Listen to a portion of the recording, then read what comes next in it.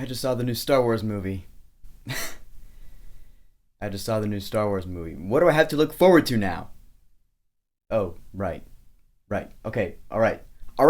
Okay.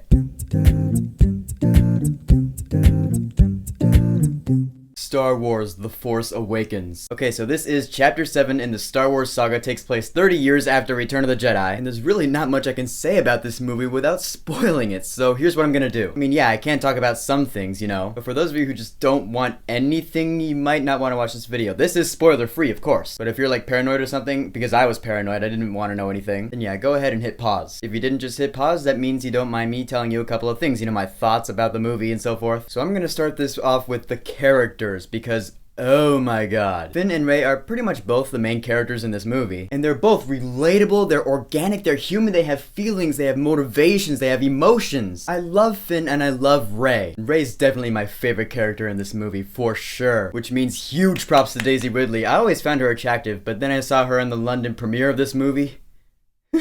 I'm in love. And yeah, this movie does bring back a lot of nostalgia, namely Han Solo. Han Solo and Chewie come back in this movie, and Han Solo was a badass. Harrison Ford really gives it his all in this movie. He comes right back to the character. And he's not the same guy he was in the original trilogy, you know? He's not just, oh, you know, who's scruffy looking? No, you really feel like it's been 30 years since then, and he's seen some stuff. He's seen some really big shit, which just means that's real. And BB-8 is just the best. He just is. I love BB-8. You do see a lot of him in this movie. He's not in every scene, but he's in the movie enough for you to attach to him, relate to him. He's a little soccer ball with a head, but you relate to him. And I gotta talk about Kylo Ren.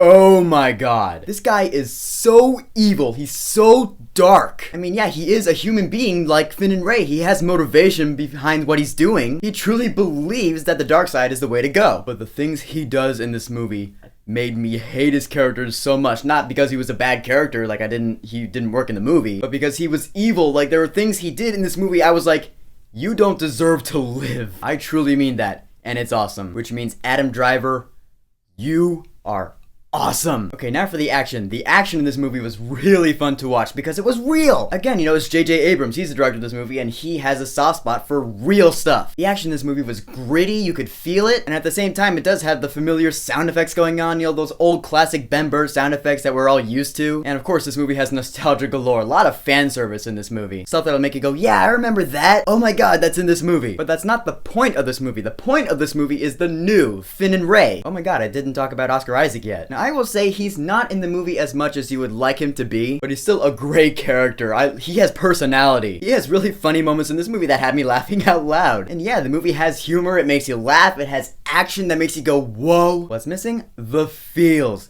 This movie delivers. Oh yeah, there were some emotional scenes in this movie. There was a scene I was crying like a baby. Buckets. For the sake of saying too much, I'm done talking about that. And of course, John Williams is back with the soundtrack for this movie. Of course, because he knows he's the only one who can score a Star Wars movie. Although I don't know if he's doing Rogue One. I actually don't think he is. Okay, he's the only one who can score a Star Wars episode blank movie. He introduces a lot of new themes in this movie. Some of the old themes are back. It's a perfect blend, and it's awesome. I am getting that soundtrack ASAP. Star Wars: The Force Awakens opens up this universe in a way that makes even the original trilogy looks like child's play. I know some of you might be like, what?